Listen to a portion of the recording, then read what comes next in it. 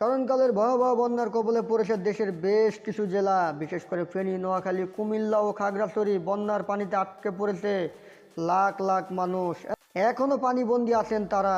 এমন সময় পাকিস্তানের মাটিতে প্রথমবারের মতো টেস্ট জিতেছে বাংলাদেশ ক্রিকেট দল। রাওয়ালপিন্ডিতে পাকিস্তানি পক্ষে টেস্ট খেলল বাংলাদেশের ক্রিকেটাররা। দেশের বন্যার এমন পরিস্থিতিতে উদ্বিগ্ন সময় কাটিয়েছেন, তবু বাংলাদেশের মানুষকে অসাধারণ এক জয় উপহার দিয়েছেন বাংলাদেশের ক্রিকেটাররা।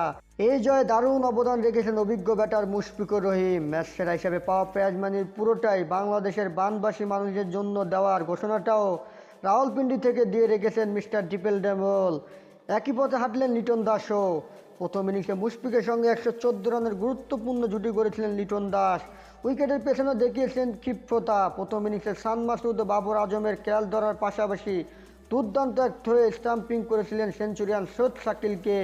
পাকিস্তানের দ্বিতীয় ইনিংসে নিয়েছেন 3টি ক্যাচ, ফলে এনার্জেটিক প্লেয়ার অব দ্য ম্যাচের পুরস্কার উঠেছে লিটনের হাতে।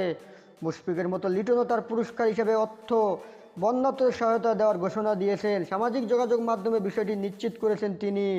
পাকিস্তানের প্রথম টেস্ট ম্যাচে হারিয়েছি, সেখানে অবদান রাখতে পেরে আনন্দিত ও গর্বিত। দেশের বন্যা ও পরিস্থিতির কারণে এই জয় ঠিকমতো উপভোগ করতে পারছি না, মনটা পড়ে আছে দেশে।